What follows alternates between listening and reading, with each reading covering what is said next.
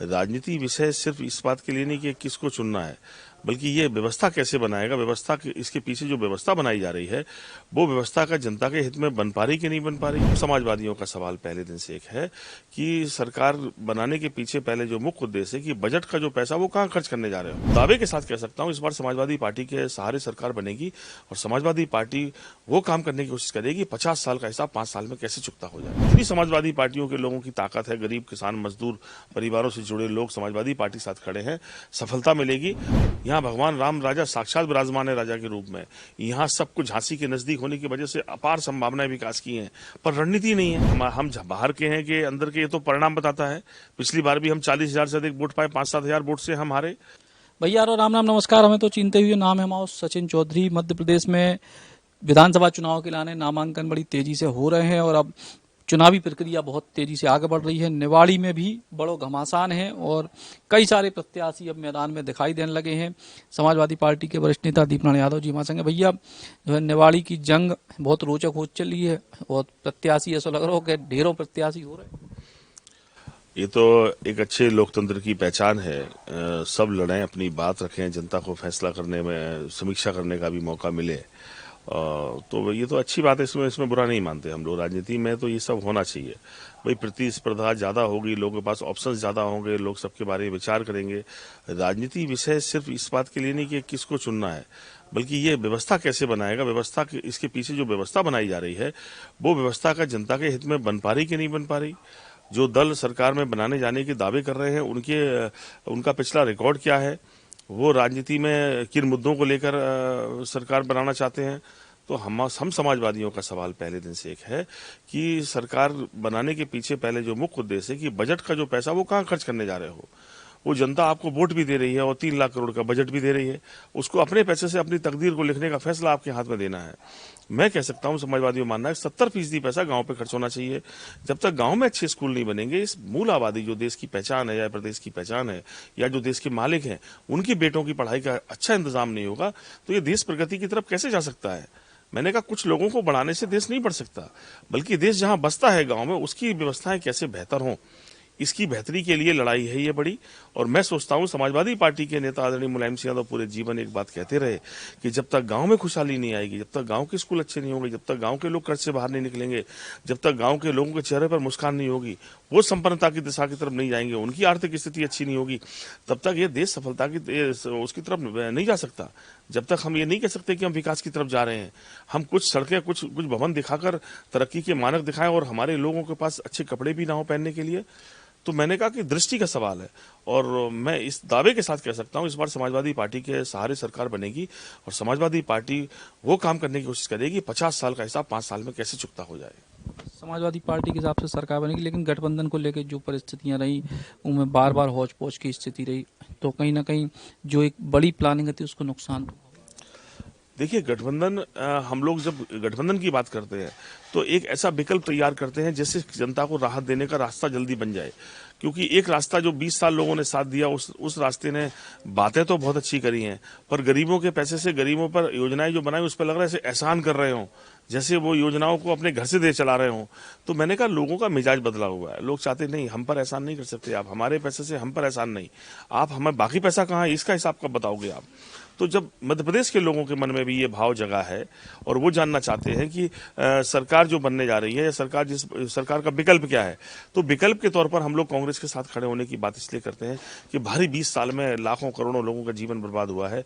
जो विकल्प है वो विकल्प कमजोर ना पड़ जाए, इसलिए हम लोग अलायंस की बात की है कि क्योंकि एक तरफ कांग्रेस और बीजेपी के बीच में हम जब चुनते हैं तो हम कांग्रेस के साथ खड़े होते हैं।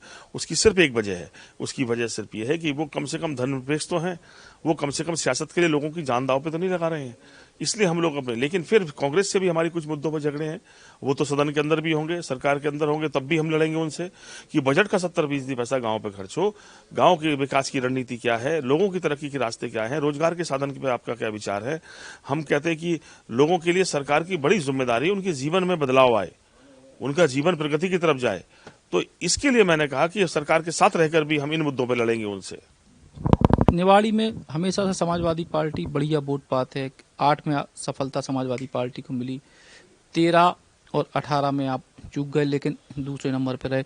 तो ई बार ऐसी का परिस्थिति आप देख रहे हैं जी में नंबर 2 से नंबर 1 तक वापसी हो? देखिए, समाजवादियों का गढ़ रहा है हमेशा से। मध्य प्रदेश की बहुत सारी सरजमीन समाजवादियों से बनी है। समाजवादियों का बहुत बड़ा संघर्ष इसमें है।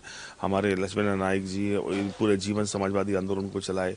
हमारे बहुत सारे लीडर, हमारे वाजपेयी जी से लेकर बहुत सारे आंदोलन में काम करने, आज़ादी के आंदोलन वाले लोग भी समाजवादी पार्टी से जुड़े रहे। हमारे आदरणीय दादाजी विधायक भी रहे वहाँ से। तो मैंने कहा ये समाजवादियों की पुरानी सरजमीन है और उसका असर है।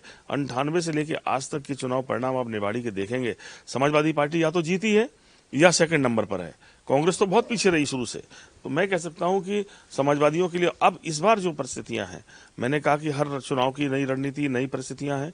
इस बार जो मुकाबला, पहले ये तय होता था कि प्रत्याशी दो बड़े दल के आपस में तय करते थे, मुझे नहीं पता, पर गलती करते जो भी हो, कोई ना कोई ये कोशिश कर रहा था। पिछले 3-4 चुनाव देखेंगे तो यादव प्रत्याशी हमारे खिलाफ आए, वोट 5,000, 7,000, 10,000 तक, 12,000 तक पाए, लेकिन उन्होंने एक उद्देश्य बनाया कि हमें नहीं जीतने देना है। इस बार सारे प्रत्याशी अपनी अपनी जगह लड़ रहे हैं और एक सब लोग कोशिश कर रहे हैं। मैं कह सकता हूं इतनी समाजवादी पार्टियों के लोगों की ताकत है, गरीब किसान मजदूर परिवारों से जुड़े लोग समाजवादी पार्टी साथ खड़े हैं, सफलता मिलेगी। और अब ये लड़ाई, जो जिस तरह की लड़ाई लड़ रहे हैं, अगर ये सब मिलते भी हैं तब भी समाजवादी पार्टी बहुत आगे रहेगी इस बार। लेकिन जो आपने बात कही कि सब अगर मिलते भी लेकिन सब अलग अलग हो, खासतौर से भारतीय जनता पार्टी के भीतर के कई सारे प्रत्याशी अब अलग अलग, कोई बसपा और जो है कांग्रेस, सब जगह भाजपा ही से जुड़े लोग हैं और बसपा से भी। तो ऐसी स्थिति में मुख्य चुनौती आप भाजपा ही से देख रहे हैं?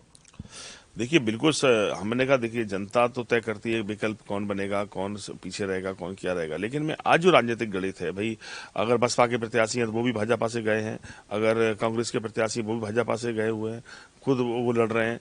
तो हाँ, और मैं कह सकता हूँ कि जो राजनीतिक गणित है वो समाजवादी पार्टी के पक्ष में है। और अगर 2008 का परिणाम भी देखेंगे, जब सब बहुत सारे लोग लड़े थे तो समाजवादी पार्टी आसानी से 15-17 हजार वोट से जीते थे हम लोग। मैं आज भी कह सकता हूं कि अगर ये लड़ते भर रहे हैं, ऐसे ही अगर चुनाव बना रहेगा तो समाजवादी पार्टी के पक्ष में होगा और समाजवादी पार्टी तय करेगी भोपाल में कौन बैठेगा।